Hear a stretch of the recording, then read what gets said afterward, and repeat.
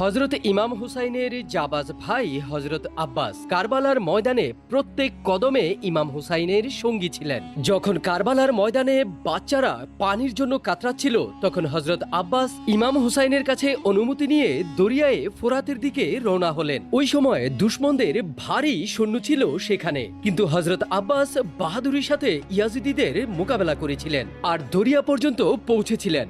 পানি নিজের হাতে নিলেন, কিন্তু বাচ্চা ও আল্লাহর ধৈর্যের পরীক্ষা ভেবে এক ফোঁটা পানিও পান করেননি। তিনি কলসে পানি ভর্তি করে নিলেন। ফিরে আসার সময় এজিদের সৈন্যরা তাকে ঘিরে ফেলে, তীর তলোয়ার দিয়ে আঘাত করতে থাকে, ওনার দুইটা হাত শরীর থেকে বিচ্ছিন্ন করে ফেলেন। শেষমেশ অনেকে নির্মমতার সাথে হযরত আব্বাসকে শহীদ করা হয়। যদি আপনিও ইমাম হুসাইন ও তার পরিবারের সদস্যদের কুরবানিকে সম্মান করেন, তাহলে কমেন্টে লাব্বাইক ইয়া হুসাইন লিখতে পারেন।